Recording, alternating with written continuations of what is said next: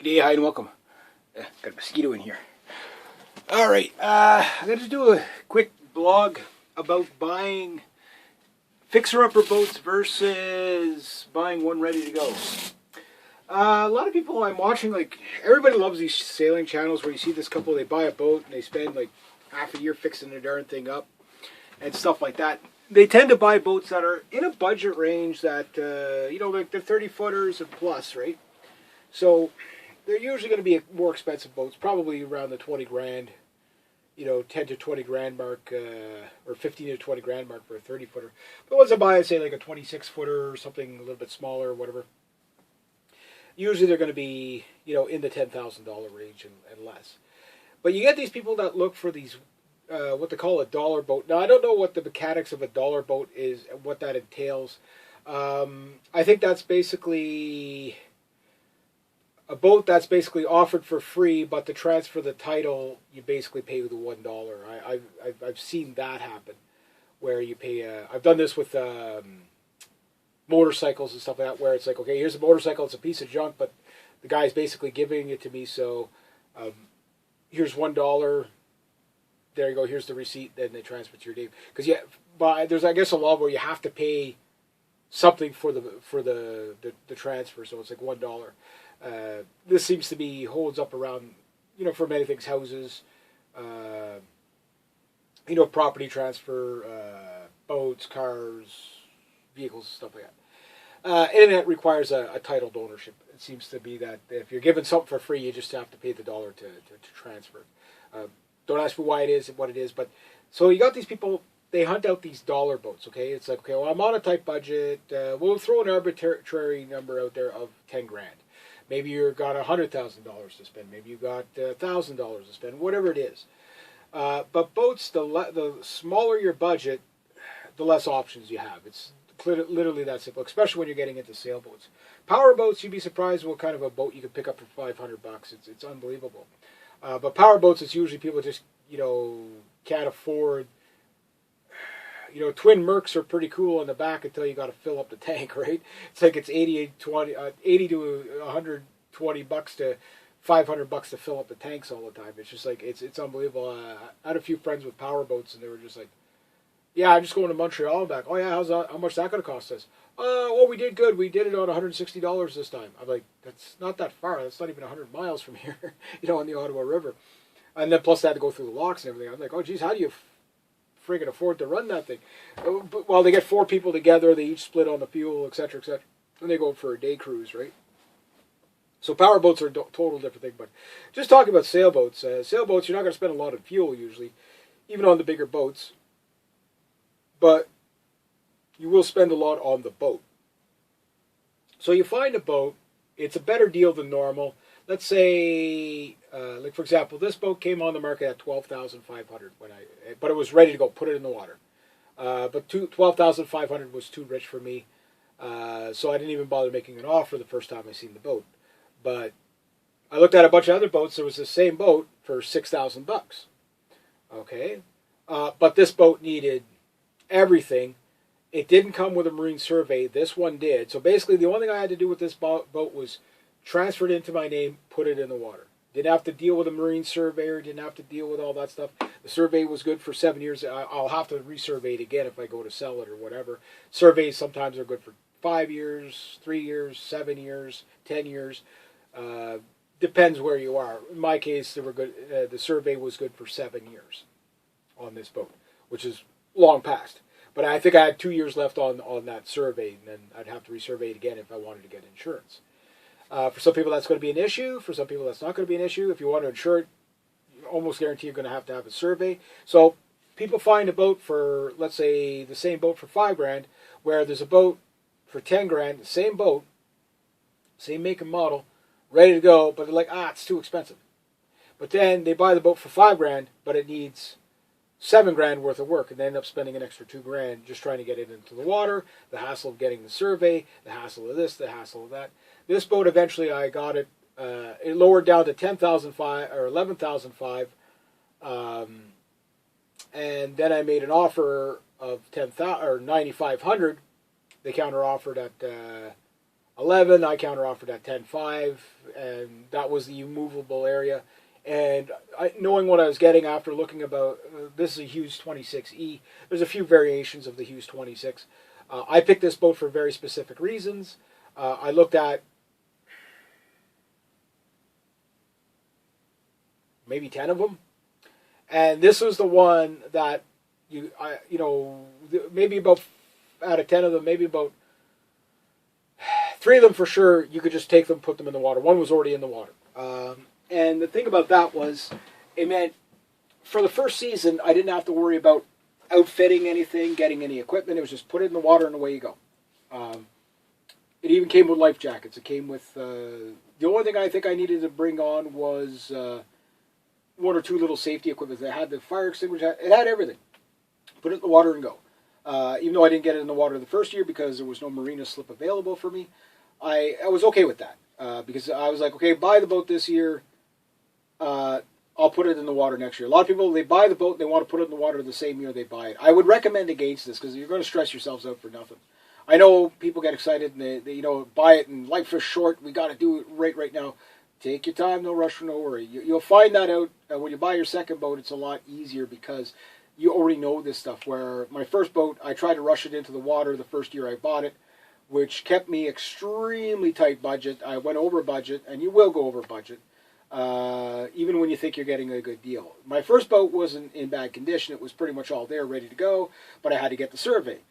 So I had to wait 2 weeks for the surveyor to get, be able to, I had to wait for a couple of paychecks to get the surveyor. Then I had to move the boat. I had to do all these things that, adds a lot of pressure. And when people buy a boat that they see a diamond in the rough, and it's like, well, it needs some work and whatever, but you have to make sure you have a diamond, first off, not just a piece of limestone that's going to suck up all your money for nothing.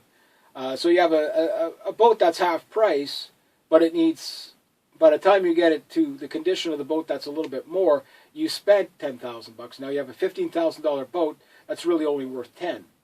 You don't make money on boats usually, typically. Don't look at them as an investment. They're really a hobby. Look at them as something that, even if you're going to do a liveaboard, look at it as a pleasure craft, literally like that. That it's something that you're gonna throw money at it. You're gonna have a budget that to operate it, and it doesn't really work on a regular budget where every month you're going to spend the same on the boat. Some months you're going to spend a lot of money on the boat. Some months you're not going to spend a thing on the boat. But if you have a boat that is a fixer-upper, you're guaranteed you're going to have to spend more than you would expect on that boat, trying to fix it up. And then sometimes, without the survey, I already did a video on, getting the surveys before you buy the boat. If it's a really expensive boat, even a cheap boat, like if you have to get a survey done, if you don't know how to survey it yourself, find somebody that that will be able to kind of help you out to say, watch out for the Burnhams, Leakums, and Sinkums. No, don't buy this boat because I could pretty much guarantee you it won't pass a survey. Titling problems. I found a boat that was even better condition than this, as Tanzer 7.5, but I wasn't able to. There was complications in the title, and it wasn't stolen or anything. But the guy that had it, that sold it to the lady, didn't transfer it into her name, and because he didn't want to pay the taxes, it couldn't move it along to the next guy that he sold it to transfer it to her, then to transfer it to me. So I had to walk away from a deal of a boat that was an immaculate, like this thing was immaculate for the age. It was a 79 Tanzer 7.5.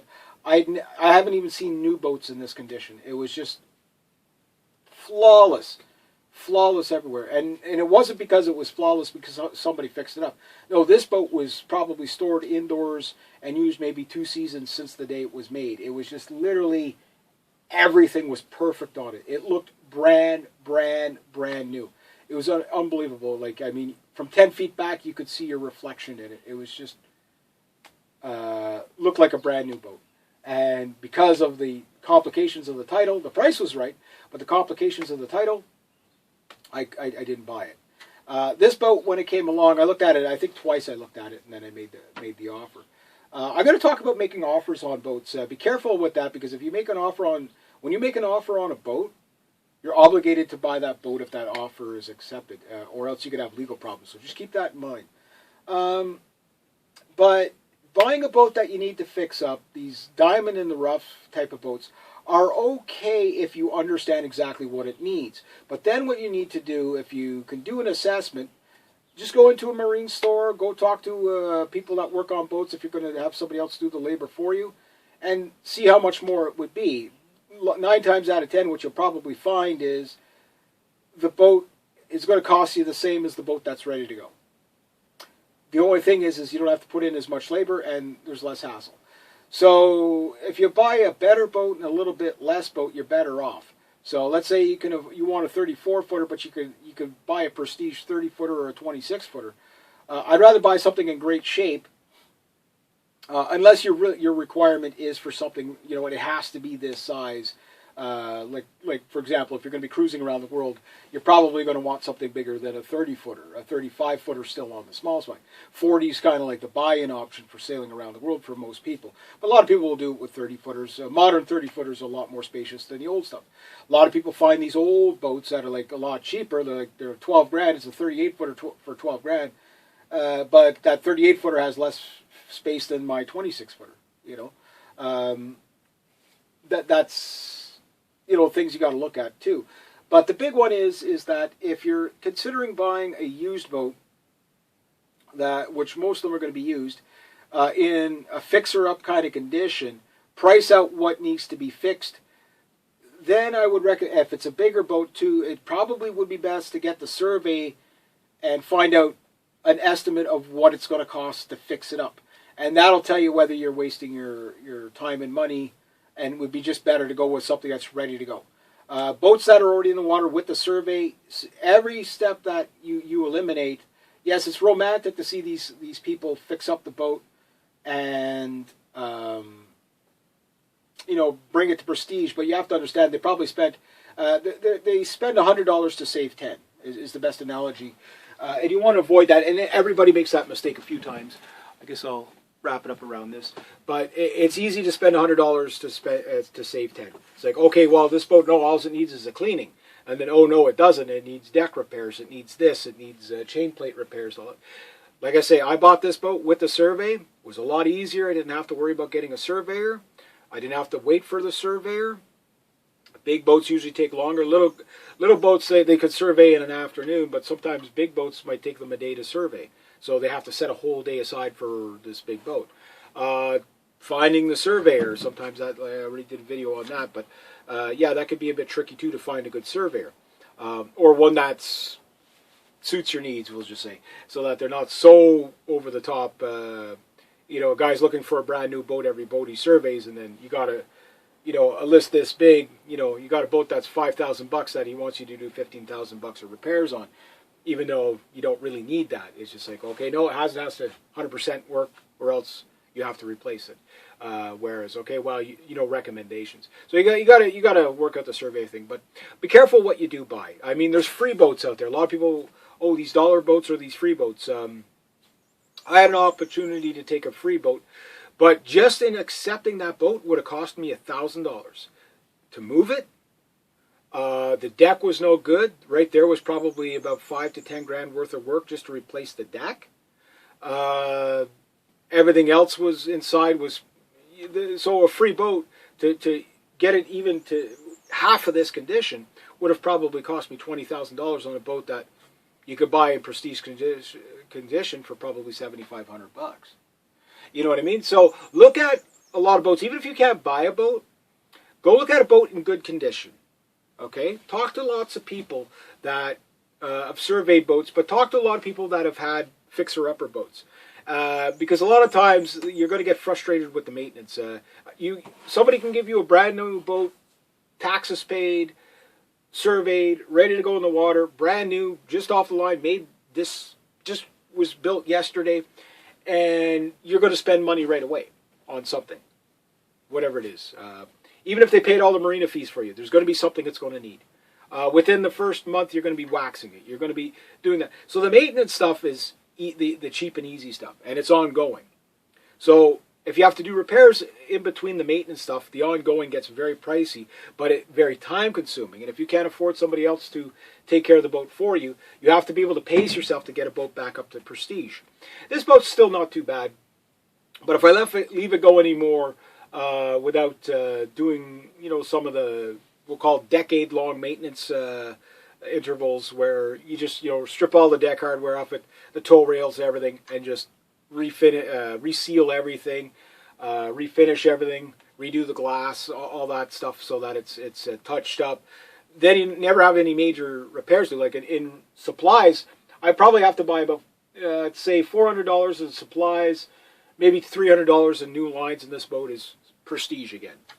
And so $700, and it'll be good for probably another 2 decades, just doing that. So that's a good investment in the sense of time, money, put it in the water, away you go. The boat that I looked at, there was one that was $7,000. This boat, I don't think it would have passed a survey. The hull was in good shape. The deck was in okay shape, but there was a lot of crazing on the deck around the mast. The boat had been spinnakered. This boat, I don't think, has ever been spinnakered. And the deck reflects that. The last, all these little spider webbings in the deck. I'm starting to get them. You will get them over older boats. It's just, the way fiberglass dries out or whatever. But there's nothing that is going to take me. The biggest stress point on this boat, I think, is really at the rear stay where I got the most crazing. But that I could probably fix within a couple of weeks. I'm almost ready. I almost got everything ready to go. I just got to go and pick up the supplies to do it. But I'm on a tight budget too, so I have to be careful what I supply and what I do first. So first, I'm going to strip all the rigging off the deck, seal everything up. Then I'm going to do all my glass work on the deck. That'll be good. And then I'll refinish the deck and then polish it, wax it. So the deck's going to look like good as the day I did it. And I'm going to redo the stickers, the decals and stuff. I'm going to make the boat look really good. The hull is really good, good condition. Starting to get crazing on the outside where the stress marks, where anywhere you got like a chain plate, a stay or whatever, that's where usually most stress is going to be on the boats, because that's where all the tension is, right? And the mast, it flexes no matter what. There's no such thing as a mast that doesn't flex a bit, which over time creates little crazing stuff. So if you get that early, then you don't have like these big cracks that water's getting through and then rotting the inside of the deck and everything like that. Get ahead of all that stuff, no problem. And you can get that on a boat that might need a little bit of work. That's fine. Or a boat that's ready to go and just maintain it. But if you get a boat that's been neglected on, I mean, sucking the water out of your two molds, between the inner mold and the outer mold, that's a lot of work. That could, all this glass work might take you months to do. It could take you a year to do it. So for the people that want to be in the water, we have a 2-month schedule, then we have to be in the water. I think a lot of people put too much unnecessary stress on themselves, particularly with the first boat. The second boat, you're not even going to do that. You're not going to say, okay, well, we want to sail around the world and we're planning to go in a year and a half. Okay, well, yes, set your goal, but don't be too rigid, because your ignorance is going to catch up with you on the idea of that. Okay, this boat, we're ready to go. Here's what we got to fix up. Oh no, but then we got to fix this before we fix this, before we fix this, before we fix this, which crunches the time. Now you still got this time of a year and a half or a year, or to put it in the water that season. Okay, you buy the boat in the spring. Now it's midway through summer. If you're up in Canada, it's not worth it. Like I went with the idea, if my boat's ready to go by, say, mid-June, I'll put it in the water. July, I'll make an executive decision. Mid-July, I'll put it in the water next year. Unless something's ready to go, because at that point you put the boat in the water in August, and you spend all that money to put it in the water just to haul it out in a month and a half, mid-October, whatever, August, September, October. Probably pull the boat out in October. If you wait till November, your boat could be sitting in ice before you get to pull it out of the pull it out of the river, out of the marina. So yeah, you always got to do things early, and you always got to either do things early or leave it till the following season. And that's kind of seems to be the most stress-free way to do it. But buying a boat that you have to fix up and you don't know how much it's going to cost, figure that out before you buy the boat, because chances are that boat that's ready to go, that you say is too expensive, will probably save you $5,000 in the long run, because it's already ready to go. You just got to maintain it. Buying a boat ready to go with the survey yeah, I get it. Everybody's tight on cash, but trying to rush something into the water that's not ready to go costs you more. Um, and I'm watching people making these mistakes on their yachting channels because I'm starting to watch yachting channels. But it's just because I've seen other people do it, and I lived at a marina, and I learned a lot of stuff. I got lucky with 2 boats in a row where I didn't do... The first boat was a little more stressing to buy because I didn't know anything. This boat was piece of cake to buy because I knew what to look for. I knew what to, you know... Again, like I say, there's probably 10 other Hughes 26s that... There was one that was $16,000. This thing was mint. But I was like, this one... Okay. Didn't need anything either, and it was a better deal. It wasn't as cosmetically pretty as the other one, but in some ways this was the better boat. It was the better happy medium. So I didn't have to spend all my money on one boat. Sure, it was prestige, where I got a boat that, okay, it was a little bit dirty. That's it. And even at that, it's been fairly well maintained over the years. So it does need things now. So if somebody bought a boat like this, yes, you could buy this boat in the spring with 2 people working on it, like a husband and wife team, like you see these boyfriend, girlfriends, husband and wife teams. Yeah, they could get a boat like this in the water within a month or two of buying it if they did everything. They could put the boat in the water the way it is now. After the marine survey, they could get the insurance, all that. They would have no problem with this boat or a boat in this condition. But that said, by the following season, they're going to have to start working on things right away.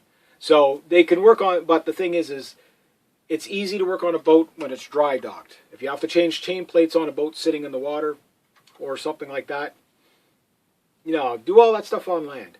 Even if you're a little bit later getting into the water. Or you say, okay, well, the first season, it's a bit of a fixer-upper. When the boat's ready, we'll put it in the water. I know there's some people know you have to set a date and go. Too much stress. You will just freak out. You will lose interest. You will they'll be hard on people's relationships. Don't do that. Set a realistic goal. Because if you haven't done this before, you don't know how long, like a 5-minute job that you think is a 5-minute job turns into 3 days very easily on a boat. It's just, I'm not saying that to frustrate people, but it's like, okay, you get this far and then, oh, well, this little item, okay, I got to go find that at a store somewhere. You spend half the day going from this store to that store trying to find this little, whatever this little arbitrary item is. That happens on a boat all the time. I've got a drain plug I got to find for my exhaust, for the exhaust silencer. It's just this plug. It's like, it was made by Volvo in 1970 something. Where the hell do you find one of those? You know, what are you going to substitute? Stuff like that. Stupid little things like that. You need a boat impeller. Okay, fine. They're all out of stock and it takes 6 months to order one in from specialty order, whatever. Things like that get you all the time. So don't be so rigid on your leaving date. Have a date that's good to go, but you're more likely to make your goal when it's ready to go. So you spend a little more, you get a little more, and you just have the easy to go. Now, again, I get the idea that people like the idea of, say, we're going to take something and then turn it into something else and everybody will be proud of it. Yes, you will. There's no doubt about that. But if your goal is to be out there and sailing and not work on boats, buy a boat that's ready to sail. That's simple. Even if you have to buy a little bit less of a boat, lower your budget a bit, but you're buying a better quality boat, it's better than buying a bigger boat that needs 10 times the money to get it going. So free is sometimes a bad deal. Cheap is sometimes cheap for a reason, you know. But then if you know what you're looking for, then you can find your diamonds in the rough. But the only way you know that is you have to know how to basically do your own survey, so that you can get as scientific with this as you want. You can get tools. You can get all kinds of stuff to find moisture in the hulls. It's amazing what they got now. You can conduct your own surveys and know exactly what you're buying. And if you know how to do that, you can also use that for bargaining for the price on a boat too. It needs this, it needs that. There's never been a boat I stepped on that I was interested in that I couldn't find something to use as a bargaining price. So that's one of the things. But you know, be careful of these too good to be too good to be true kind of deals, because they usually are. So even sometimes free is not worth it. There's a reason why boats will sit with nobody buying them for a while. For example, I was looking at a Kirby 25, a race boat, and this boat The guy wanted 9,900 bucks for it. You might as well say 10 grand, right? Then it went down to 9,500, and nobody was touching this boat. Every surveyor, I was looking at the boat one day, and the surveyor, one of the guys I knew, goes, "Don't even think about it, Reg." He says, 5 guys have surveyed that boat. No, it won't pass it. It needs a new deck. 10 grand for the deck, 12 grand for the deck. This is back, 2006, 2007. But I'm looking at the crazing on it. I'm okay. Well, I could work on this crazing. It's not so structurally bad. But once I got on the deck, right around the mast was a big. It wasn't the extra deck crazing that I couldn't deal with. It was just this one. That mast was coming off that boat in a strong blow somewhere. Boat went down to 5,500 or 6,500, 5,500. Nobody bought it. It was plagued, I don't know what it went for. Last I saw it was at 4,500. And I was like, at 4,500, if you're buying a race boat, it might almost be worth it. It came with 14 sails or 11 sails or something like that. It was ridiculous. Now, some of the sails would have been a bit worn out, but it had 2 mains. One was fairly new. It had a trailer. It had the big setup for racing with the big bolt in it, so that you could just pick it up and take it out of the water for race nights and whatever. The boat was over spinnakered is what happens. It's same with these Mirage 25s and the Kirby 25s. They get over spin. They're race boats, right? So race boats are usually everything looks perfect on them, but you could see what they weren't designed to last forever. We'll just put it that way. But if that boat would have went down to say 2,500 bucks, you put 10 grand in it, or 15 grand in it, you would probably have a phenomenal race boat, in its class, right? J24 is the same thing, ones that have been T-boned, stuff like that. Okay, it's been T-boned, you get a good deal on it, a little bit of glasswork, away you go. But it got T-boned right at a structural spot on the boat where it's, okay, that's going to be a repair. You just, it's never going to, you're never going to be able to repair it safely enough. These things happen. Keel groundings. You got a boat with a crooked keel. That's a real pain in the ass to fix that. So if you could see these things, they become bargaining chips. But a lot of these boats, it's like even if you gave them away, even if somebody paid you 10 grand to take the boat, you would still lose out in the end because it cost you 25 grand to do anything with it. Burn'ems, leak'ems, and sink'ems. That's what you have to look for. So project boats, yeah, diamond in the rough, daydream on it, that's fine, but you might be working on that boat for 10 years and never get it in the water. The only reason why this boat's not in the water last year is because my income couldn't support the marina fees. But as soon as it can, it's probably going to go in the water. But before I put it in the water, I'll spend all this year working on it. And the next 10 years, all I got to do is come up with fees to put it in the water for maybe even every second year, whatever. I got this boat till I retire if I take care of it. But it's always going to require maintenance. But it started off, there's no major repairs that have to be done on this boat. Just kind of upkeep maintenance and what I'll call decade maintenance, where it's like, okay, well, it's time to do the refit. It's time to take everything that's, like all the railings and update them if they need updating. All the hardware that needs updating. Just, okay, well, it's good, but it's a bit worn out. The jam cleats, the cams, the cam locks, those type of things. Some of the pulleys, yeah, replace, like, okay, this one's good, but on the other one, it's a little dried out. There's a chip in it. Okay, well, the rigging stuff. Go over all that stuff and you fix it all up. Once you fix it all up, then you're good for, like I say, a decade or whatever. Race boats, mileage is going to vary. Race boats are race boats. But you get the idea of what I'm saying. Just because it's a good deal, you might be saving your price on the boat, but now you have a boat that's going to keep you in the boatyard stressed out for much, much longer than spending a little bit more like I did with this boat. I had to wait a little longer to come up with the money to be able to make the offer. In fact, it was like 3 months before I made the first offer on this boat. And that's what happened. I know I'm going on very long, but I see a lot of people trying to do this. They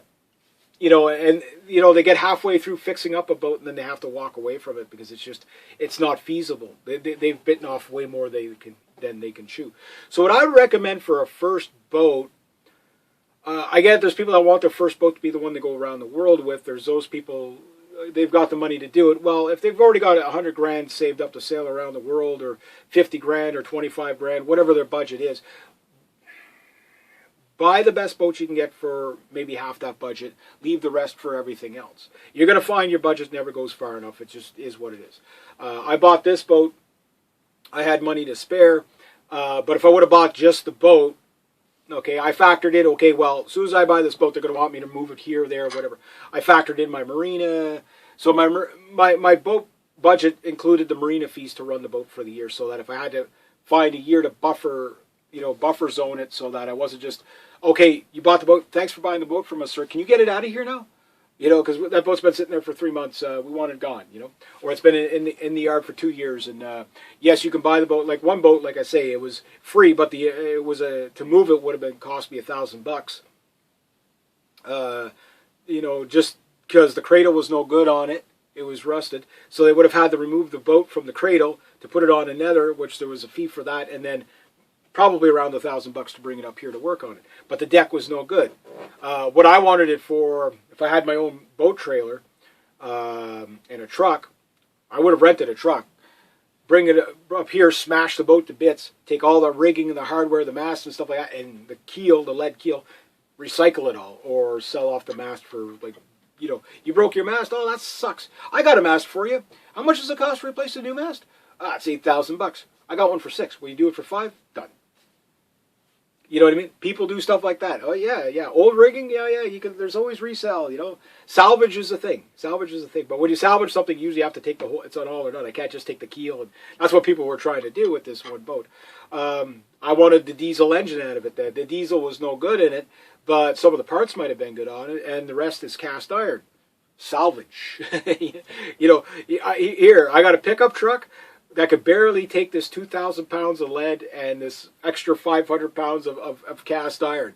When at the time the prices for those probably would have been about $1 something a pound. Would have been a pretty good payday, you know what I mean? Would have been a pretty good payday. And then the aluminium rigging and stainless rigging and the aluminium mast. I probably could have made $8,000 off of that boat had it been set up for it. But when you're not set up for it, you'll spend all this money, and the pressure was, it has to be out 2 days after you buy it. So, no leniency there. So, things to keep in mind. Anyway, I'm babbling now. Big topic. It can go on forever. But it's something you really want to put serious consideration. You buy a boat ready to go, maybe buy a little less boat and better quality, or something that's light fix up. But you got to know what you're buying when you come to fixer uppers, because like I say, if you have a set date that you want to leave, well, if the boat's not ready to put in the water, don't even set a date. You know what I mean? Not until you've assessed every nook and cranny of the boat to know what it'll take to put it in the water, because it's the stuff you don't see that gets you. It's like, okay, well, I looked at the boat, everything's good, but until you go through every little thing, and the bigger the boat, the longer it's going to take you. You might find major problems that even the surveyor might not have seen. And you want to nip that stuff in the bud, burn-ems, leak-ems, and sink-ems before you get into that kind of problem.